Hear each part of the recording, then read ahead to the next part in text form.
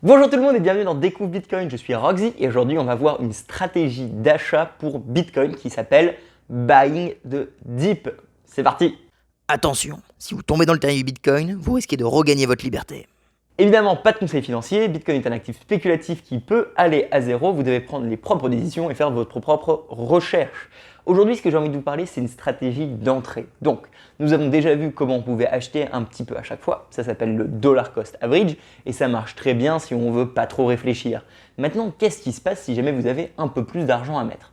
Où est-ce que vous devez rentrer dans le marché? C'est la grande question que tout le monde pose, c'est la question à des milliards de dollars.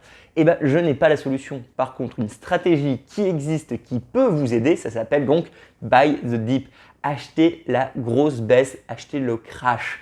Et c'est très ancré dans la culture de l'investissement. On dit souvent qu'il faut acheter quand les gens ont peur, acheter quand le sang est dans la rue et au contraire vendre quand tout le monde est content. Je pense que ça c'est vrai et du coup acheter le dip va vous permettre d'entrer dans ce genre de scénario. La stratégie est extrêmement simple, ça consiste simplement à racheter des bitcoins quand il y a un crash de 10, 20 ou 30%. Alors la technique en fait c'est la suivante. Vous n'allez pas vendre vos bitcoins en haut en espérant d'avoir un dip. Au contraire, vous ne vendez pas vos bitcoins, vous continuez à les hodl. Par contre, le moment où il y a un gros crash, parce qu'on a un retracement, c'est-à-dire que le prix monte et à un moment il arrête de monter, hop, il descend de 10, 20, 30%, à ce moment-là, vous remettez de l'argent sur la table. Pourquoi est-ce que vous feriez ça? Vous faites ça parce que vous allez pour le long terme. Vous avez compris que Bitcoin était donc une façon d'économiser de l'argent sur du très long terme. Donc l'argent que vous mettez dans Bitcoin, elle est prévue pour l'étude des enfants, votre retraite, acheter une maison, etc. Des grosses dépenses importantes qui vont arriver dans un futur, donc dans 5 ans, dans 10 ans.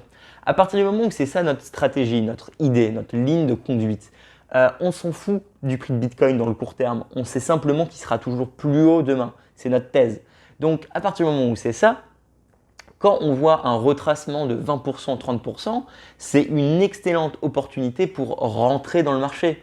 Parce que d'un coup, on a non seulement une entrée stratégique, on n'a pas paniqué FOMO en haut, on est entré à un moment où c'était en baisse, donc on a plus de gains si jamais ça repart, et surtout on a acheté là où tout le monde a envie de rentrer. C'est-à-dire que nous sommes partis sur un marché haussier, donc on considère que le marché va continuer à monter pendant les 4, 6, 12 prochains mois, 1 an, 2 ans. On est parti sur un prochain bull run, ce qu'on appelle. À partir du moment où on considère qu'on est parti sur un prochain bull run, chaque retracement, du coup crash de 20%, va être comblé. Les gens vont acheter pour se positionner parce qu'ils attendaient cette correction, ils étaient avec de l'argent de côté et ils attendaient un moyen de rentrer dans le marché et du coup le prix va continuer à monter.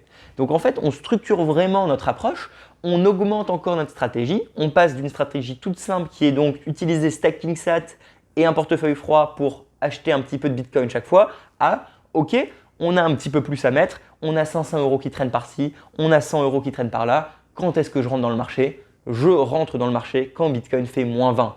Je ne réfléchis pas, j'exécute ce qu'on a déjà décidé. Et personnellement, moi, ça fait des années que je le fais et c'est une excellente stratégie.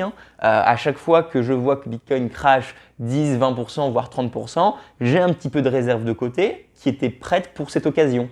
Donc, j'ai toujours 100 € qui traînent par-ci, par-là. Et bien, ces 100 €, le jour où Bitcoin crash, je les mets. C'est peut-être pas les meilleures entrées du monde, c'est peut-être pas la meilleure stratégie du monde, mais c'est une stratégie qui, sur le long terme, pour le moment, a toujours bien marché. Ça ne veut pas dire qu'elle marchera dans le futur. Ça veut simplement dire que si Bitcoin, en effet, monte à des sommets, et ben à chaque fois que vous aurez acheté un dip et du coup un retracement de 20%, finalement, vous aurez gagné entre guillemets plus d'argent que si vous l'avez acheté au sommet.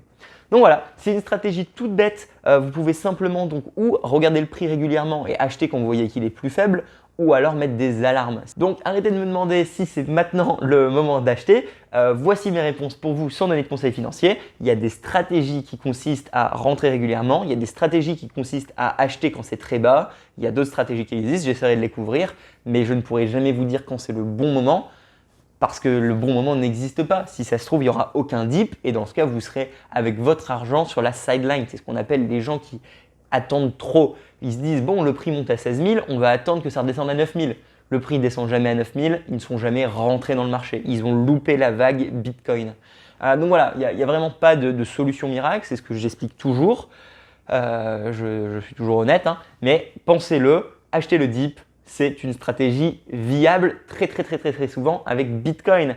Allez, je suis Roxy, abonnez-vous, partagez, ça fait extrêmement plaisir. C'est grâce à vous aujourd'hui que j'arrive à produire 4 à 6 vidéos par semaine, ce qui est considérable.